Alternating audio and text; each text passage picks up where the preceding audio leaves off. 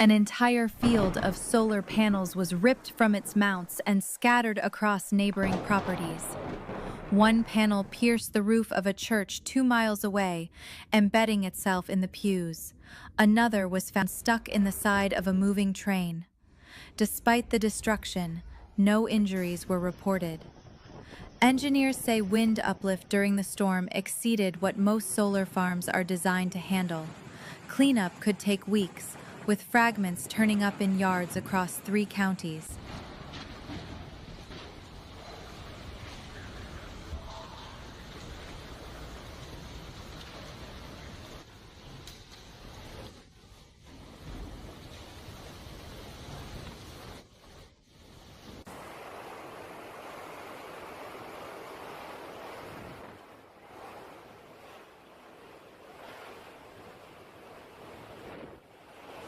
The agricultural sector suffered heavy losses, with initial reports indicating over 60% of local crops destroyed.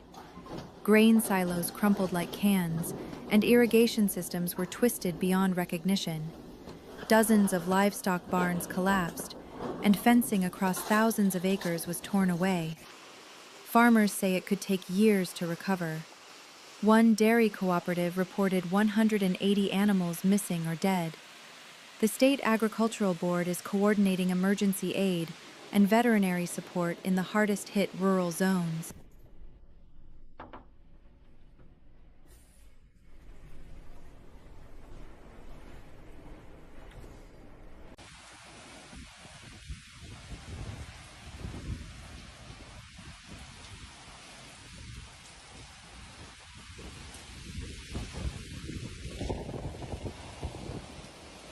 After the storm cleared, dozens of residents posted photos of found items to help neighbors reconnect with lost property.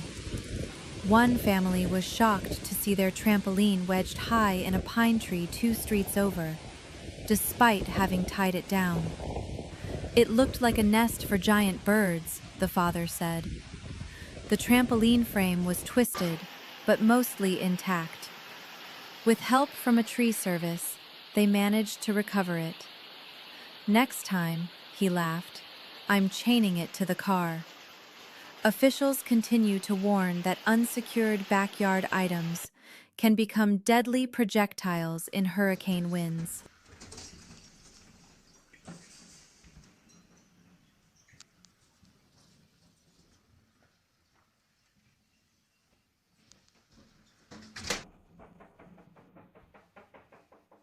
Inmates from the county jail were evacuated by armored bus, hands zip-tied, escorted by National Guard. A low-lying floodplain threatened the facility, and officials moved over 140 prisoners to a high-security unit inland. It was a quiet, tense transfer. We've never evacuated our jail before, said the sheriff. Power was lost 2 hours later, and parts of the jail were knee-deep in water by morning.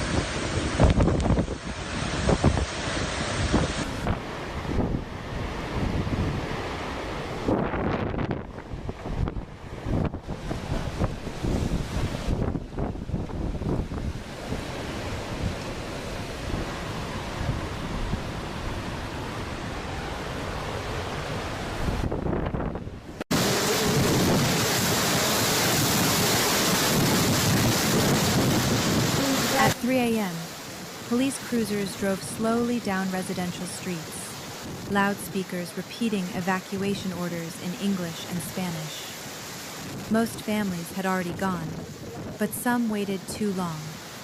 Volunteers knocked on doors, helped an elderly woman down the stairs, and carried a toddler wrapped in a blanket. Buses idled at the school parking lot as final groups climbed aboard. Hours later, that neighborhood was underwater. "We got out just in time," said one man, still clutching his dog.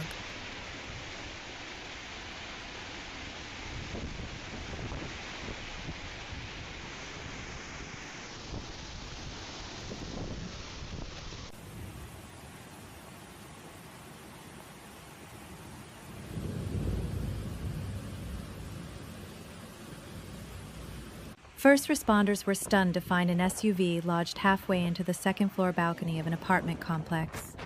According to witnesses, the parked vehicle was lifted by extreme winds during the hurricane's peak and hurled across a 40-foot embankment. No one was inside the SUV, and the residents of the affected apartment were unharmed. "I thought it was a bomb going off," said one tenant. Engineers say wind acceleration between nearby buildings likely created a tunnel effect. "It wasn't just strong wind. It was focused, violent wind," said a structural analyst on scene.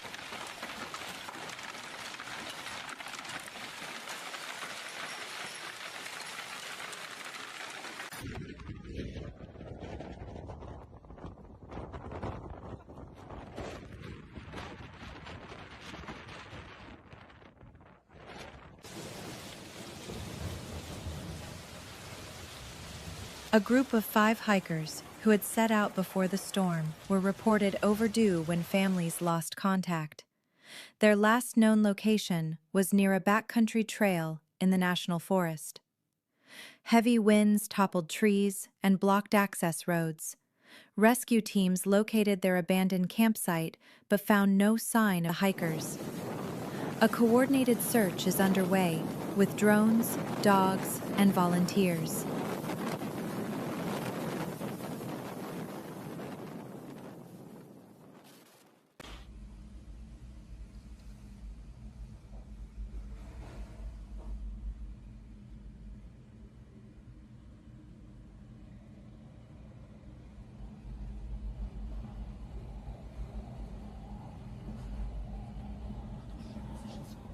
Oh mein Gott.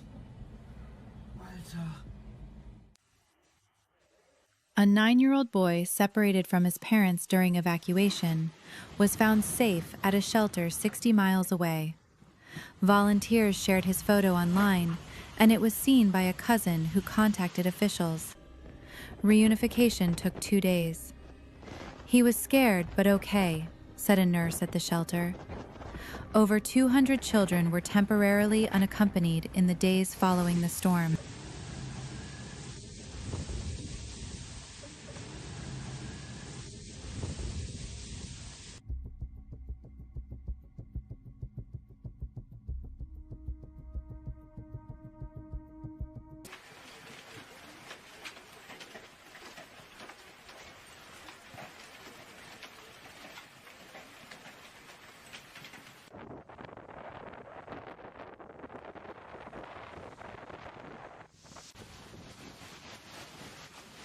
In one neighborhood, a woman returned to find her brother's car still in the driveway, keys inside but no sign of him. His phone last pinged from the cell tower nearby minutes before landfall. Teams searched surrounding woods and ditches. As of Friday, he remains missing. It is one of 127 open missing person cases linked to the storm.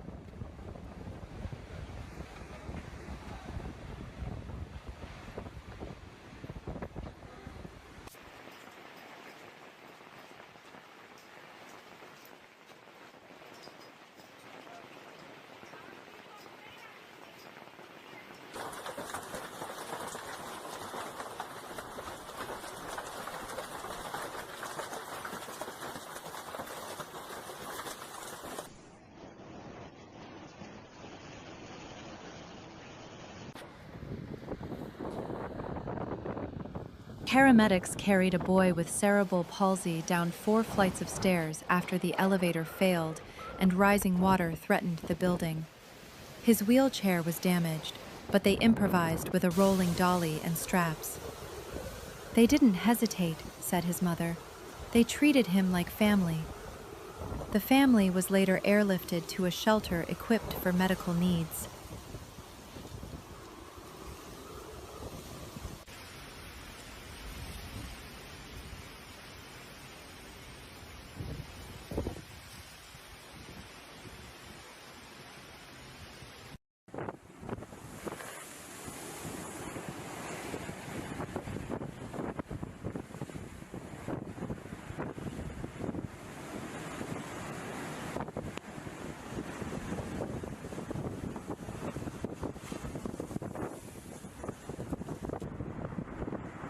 Moments before a violent gust lifted their camper off the ground, 9-year-old Tyler was yanked out by his older sister, who heard the structure creaking. "I don't know why, but I just grabbed him and ran," she said. Seconds later, the wind tossed the camper 50 feet across a field, smashing it into trees. The family had ignored evacuation orders, thinking the storm wouldn't hit hard. Officials say the siblings narrowly avoided tragedy. "If she had waited even 5 seconds more," a firefighter said, "we'd be telling a different story."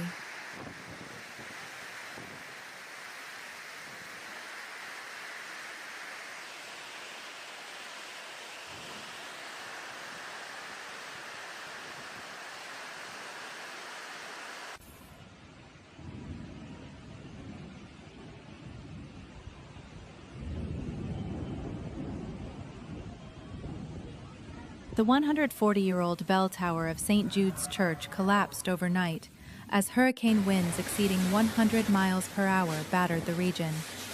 Witnesses described a thunderous cracking sound before the structure crumbled, scattering bricks across the square. No one was injured as the area had been evacuated, but the loss of the historic landmark hit locals hard. "It was the soul of this town," one resident said through tears. Authorities say the winds were too strong for the aging structure to withstand. Volunteers are already planning to preserve parts of the wreckage for future restoration.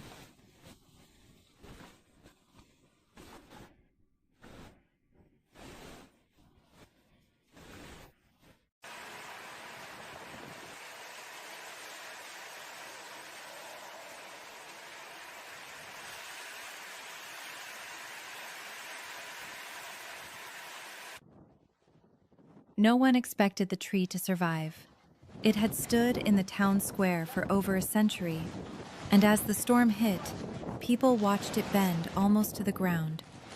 The next morning, every building around it was damaged, windows shattered, signs ripped off, but the tree still stood, stripped of leaves but upright. Someone tied a ribbon to its trunk. 2 days later, others added flowers, candles, handwritten notes.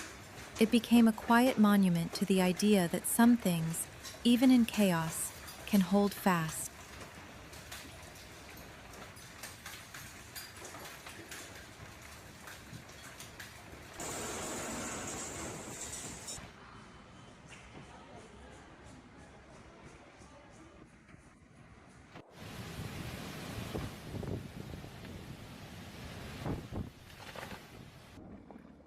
When the hurricane hit, 16-year-old Brianna lost nearly everything. Her family's home was badly damaged, and most of their belongings vanished in the wind.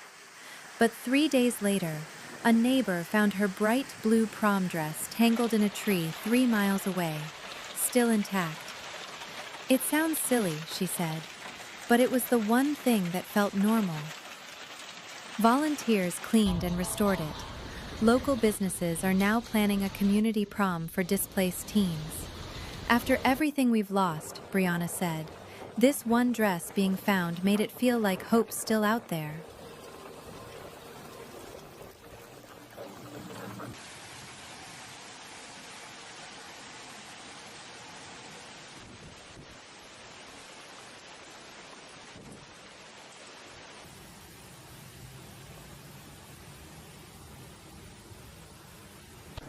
When the hurricane hit, 74-year-old Tom Delaney refused to leave his hilltop cabin. He reinforced the windows, tied himself to a structural beam with old climbing rope, and waited. Outside, winds tore shingles and trees from the ground. Inside, the house trembled, but held. It was like standing in the path of a train for 5 hours, he said. When the storm passed, neighbors found him covered in dust, sipping cold coffee, and still strapped in. Stubborn doesn't begin to cover it, his daughter joked. Officials warn others not to follow his example, despite the outcome.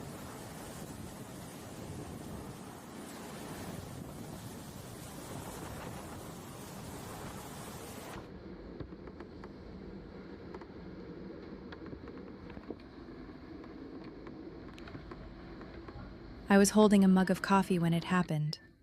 1 second, the porch was there, the swing, the plants, the little welcome mat.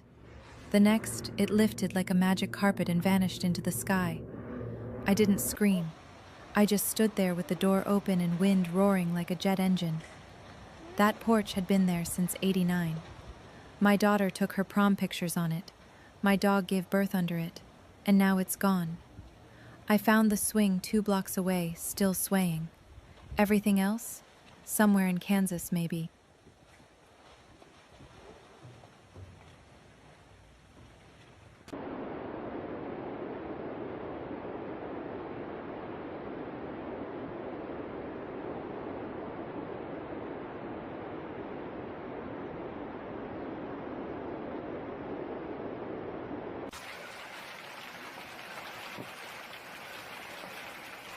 A woman driving home before the worst of the winds hit watched in horror as the truck in front of her lifted off the highway and spun like a paper cup before crashing into a ditch. She pulled over, heart pounding, expecting the worst, but the driver crawled out, dazed but unharmed. He looked more confused than injured, she said. Authorities said the wind reached over 110 miles per hour in that area, enough to lift lightweight vehicles off the road surface.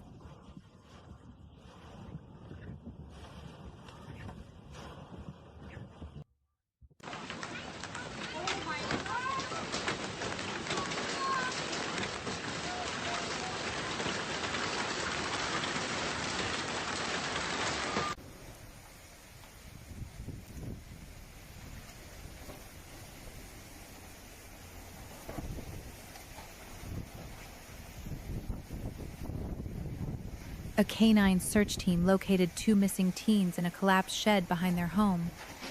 They had taken shelter there after the main house roof failed.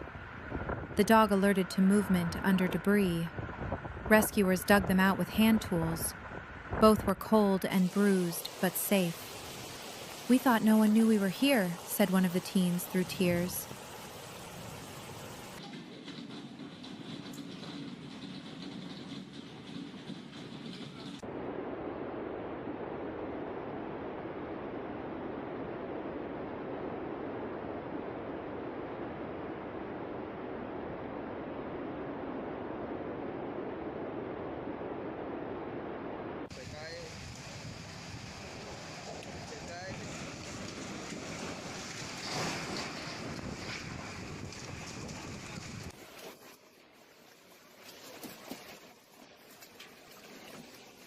When the winds began tearing shingles from roofs, 68-year-old Lester Jennings ran outside to retrieve his garbage bins.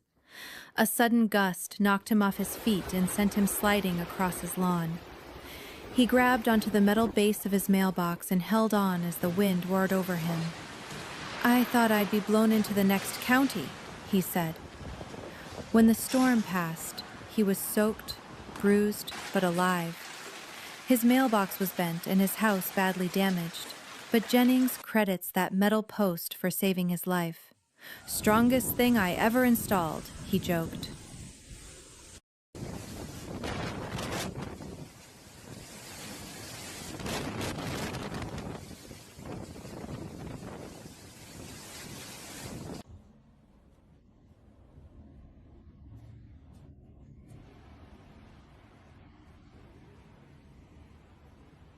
Responders searching a flooded street found a 2-year-old girl sitting on a floating couch, soaked but alive, her arms wrapped tightly around the family dog. No adults were nearby.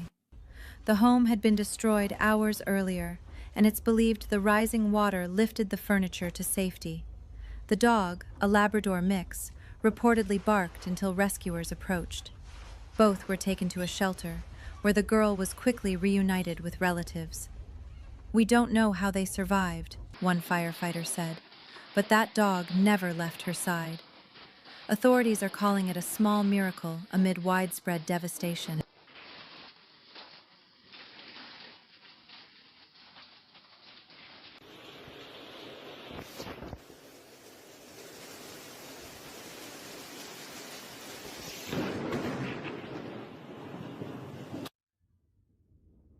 Over 4,000 utility poles were downed across the affected zone, leaving more than 300,000 residents without power. Some communities may remain dark for weeks. Substations flooded, transmission lines snapped, and transformer fires were reported in multiple locations. Repair crews from 6 neighboring states have been dispatched, working 16-hour shifts. "We've never had this many lines down at once," said a utility spokesperson. Hospitals and shelters are running on backup generators, with fuel being airlifted into remote areas.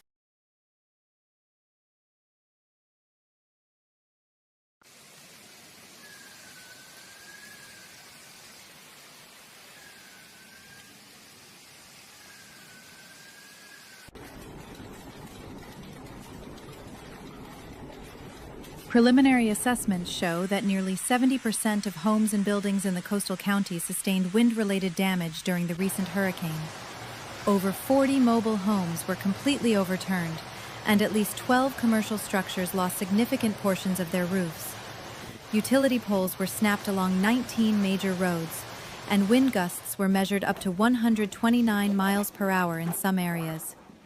Officials noted that older buildings were disproportionately affected. Insurance teams have begun documenting losses, with early estimates in the hundreds of millions. Emergency shelters remain capacity as debris removal continues.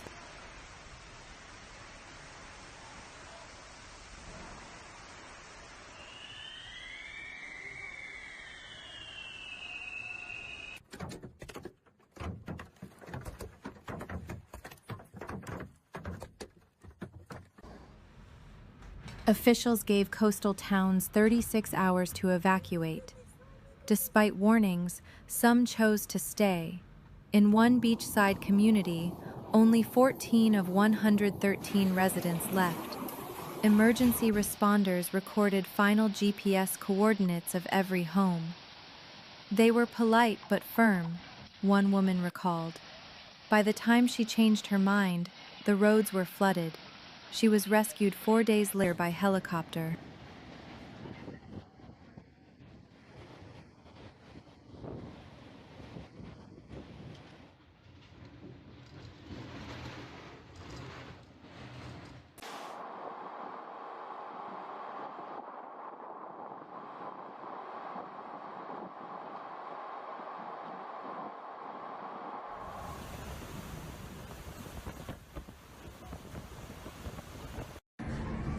As students and staff were being evacuated from the local high school, a massive gust tore off the gymnasium roof, sending metal panels flying across the parking lot. Surveillance footage shows teachers herding children out just moments before collapse. "We had 20 seconds, maybe less," said Principal Harris. No one was injured, though several cars were crushed by falling debris. Officials say the storm's wind speeds exceeded 120 miles per hour. The gym, built in the 1960s, was not rated for such conditions. Classes remained suspended. "We were lucky," Harris added. "That wind came for blood."